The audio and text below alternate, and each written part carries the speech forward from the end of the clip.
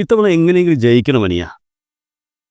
ചേട്ടൻ്റെ വിഷമം കണ്ടപ്പോൾ അനുജൻ പറഞ്ഞു കാണും, ജയിക്കും ചേട്ടാ, ഇത്തവണ നമ്മൾ തന്നെ ജയിക്കും. കുറച്ച് വോട്ട് കിട്ടാനുള്ള വഴിയൊക്കെ ഞാൻ കണ്ടുവച്ചിട്ടുണ്ട്. ചേട്ടാ നോക്കിക്കോ, ഇത്തവണ നമ്മളവിടെ ജയിച്ചിരിക്കും. ഇങ്ങനെയായിരുന്നിരിക്കണം സുരേഷ് ഗോപിയും പുള്ളിക്കാരൻ്റെ അനുജൻ സുഭാഷ് ഗോപിയും തമ്മിലുള്ള ചർച്ച നടന്നത്. ചേട്ടൻ ഇത്തവണ എങ്ങനെയും ജയിക്കും എന്ന് ഉറപ്പ് കൊടുത്ത് അനുജൻ അതിനുള്ള വഴിയായി കണ്ട കാര്യമാണ് ഇപ്പോൾ കോടതി കയറാൻ പോകുന്നത്.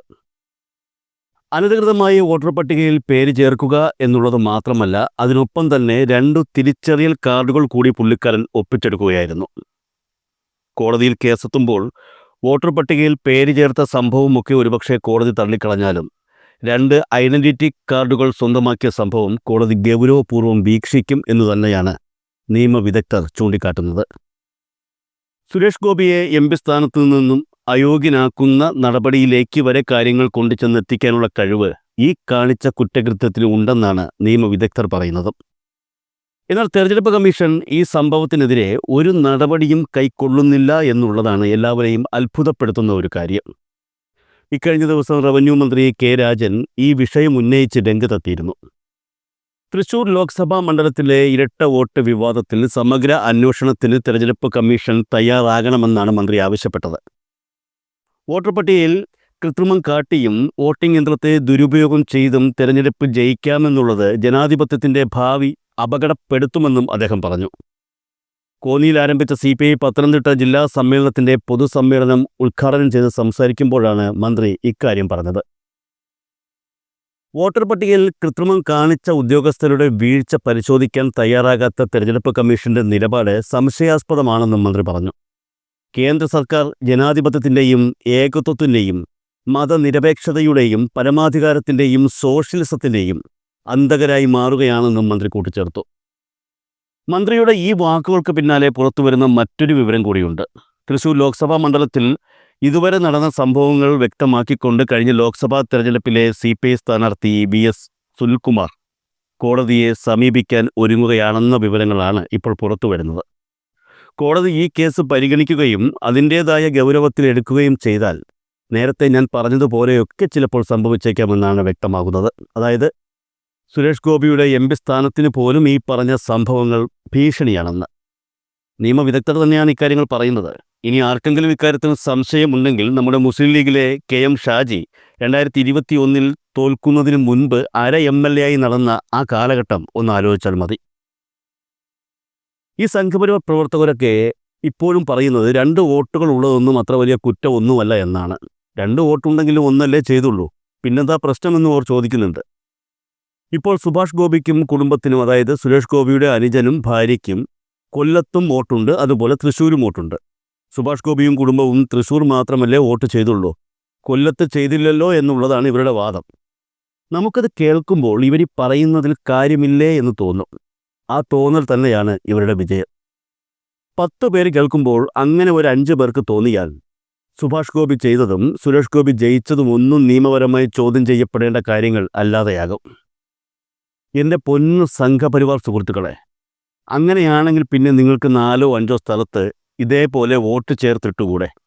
നിങ്ങൾക്ക് ഇഷ്ടമുള്ള ആളുകൾ ഏത് മണ്ഡലത്തിലാണ് മത്സരിക്കുന്നത് അവിടെ ചെന്ന് ആ വോട്ടങ്ങ് ചെയ്താൽ പോരെ?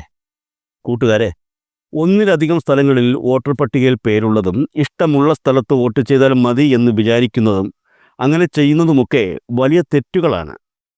ശാഖയിലും പിന്നെ നിങ്ങളുടെ ബൈടെക് നടക്കുന്ന സ്ഥലങ്ങളിലും ഒന്നും അതൊരു കുറ്റമാണെന്ന് പറഞ്ഞു തരാൻ ചിലപ്പോൾ ആരും കാണില്ല. അതുകൊണ്ടായിരിക്കും ഇത്തരത്തിലുള്ള കുബുദ്ധികളൊക്കെ നിങ്ങൾക്ക് തോന്നുന്നത്.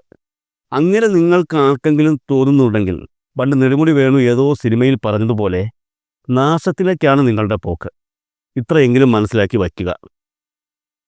സാധാരണഗതിയിൽ 2 സ്ഥലത്തെ വോട്ടർ പട്ടികയിൽ പേരുള്ളവർ നമുക്കിടയിൽ ധാരാളമുണ്ട്.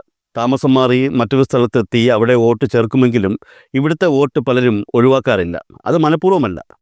ഇതിൽ മിക്ക ആൾക്കാരും ഒരു സ്ഥലത്ത് മാത്രമേ വോട്ട് ചെയ്യാറുള്ളൂ. നേരത്തെ ഈ മൊബൈൽ ഫോണും അതുപോലെ സ്മാർട്ട് ഫോണും ഒന്നുമില്ലാത്ത സമയത്ത് അടുത്തടുത്തുള്ള 2 മണ്ഡലങ്ങളിലെ വോട്ടർ പട്ടികയിൽ പേരുണ്ടെങ്കിൽ ആദ്യം ഒരു മണ്ഡലത്തിൽ പോയി വോട്ട് ചെയ്ത് അവിടെ നിന്നും മഷി മാച്ച് അടുത്ത മണ്ഡലത്തിൽ വന്ന് വോട്ട് ചെയ്യുന്ന ആൾക്കാരൊക്കെ ഉണ്ടായിരുന്നു. അങ്ങനെയുള്ള ആൾക്കാർ എല്ലാ പാർട്ടിയിലും ഉണ്ടായിരുന്നു. മൊബൈൽ ഫോണും കാര്യങ്ങളൊന്നും ഇല്ലാത്തത് കൊണ്ട് അവിടെ ഇയാൾ വോട്ട് ചെയ്തിട്ടുണ്ടോ എന്ന് ഇവിടെ നിന്ന് വിളിച്ചു ചോദിക്കാനും പറ്റാത്ത ഒരു സാഹചര്യമായിരുന്നു അന്ന്.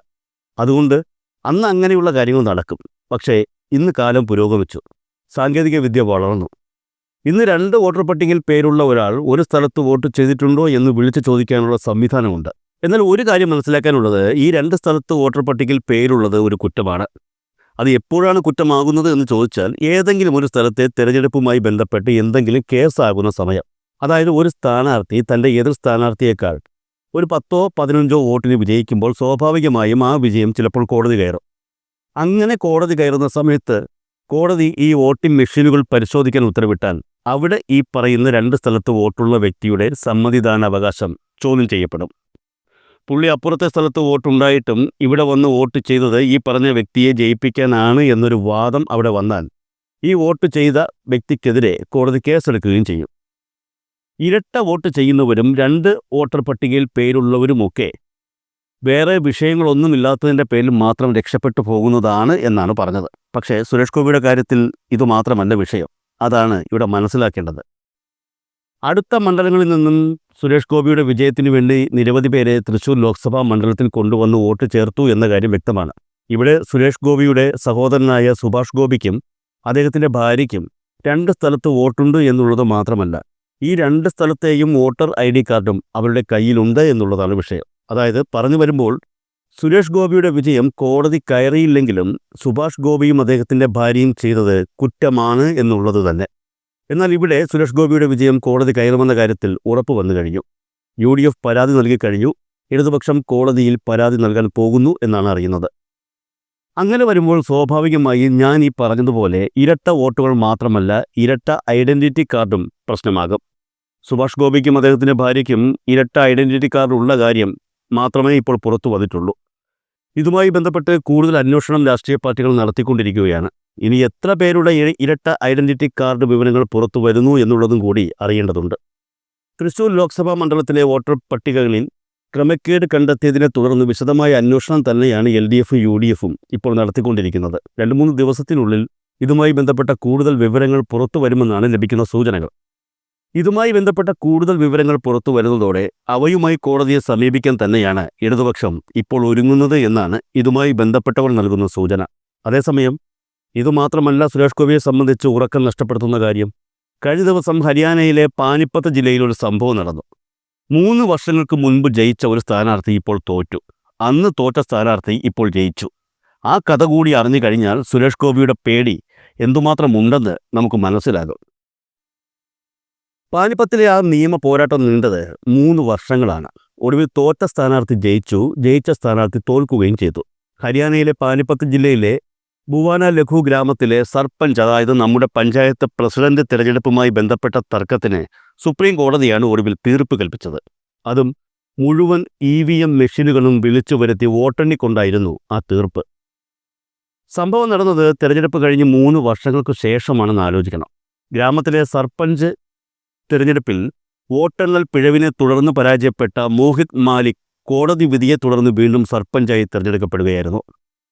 51 വോട്ടുകൾക്ക് മോഹിത് വിജയിച്ചതായി കോടതി പ്രഖ്യാപിച്ചു. കോടതിയും EVMകൾ തുറന്നു വീണ്ടും വോട്ടെണ്ണിയ രാജ്യത്തെ ആദ്യത്തെ സംഭവമാണ് പാനിപ്പത്തിൽ നടന്നിരിക്കുന്നത്. ജില്ലാ ഭരണകൂടം മോഹിതിന് സർപഞ്ചിൻ്റെ സത്യപ്രതിജ്ഞ ചൊല്ലിക്കൊടുക്കണമെന്നും കോടതി ഉത്തരവിട്ടു.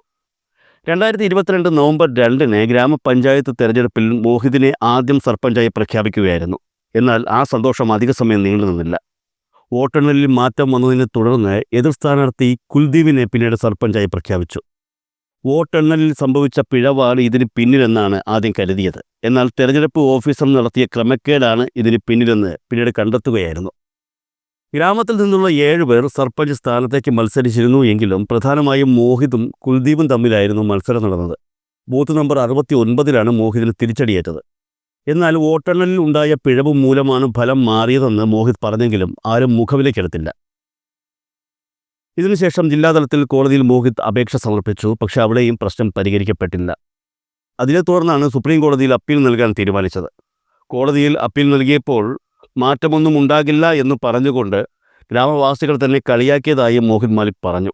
ഓഗസ്റ്റ് 11 മോഹിതിന് അനുകൂലമായി രാജ്യത്തെ പരമോന്നത കോടതി വിധി പുറപ്പെടുവിച്ചത്. കോടതി തനിക്ക് അനുകൂലമായി വിധി പുറപ്പെടുവിച്ചു എന്നും ഓഗസ്റ്റ് 13 സംസ്ഥാന തെരഞ്ഞെടുപ്പ് കമ്മീഷൻ മുഖേന ഭരണകൂടം തന്നെ സർപഞ്ചായി നിയമിക്കുന്നതിനായുള്ള വിജ്ഞാപനം പുറപ്പെടുവിച്ചു എന്നും മോഹിത് വ്യക്തമാക്കുന്നു.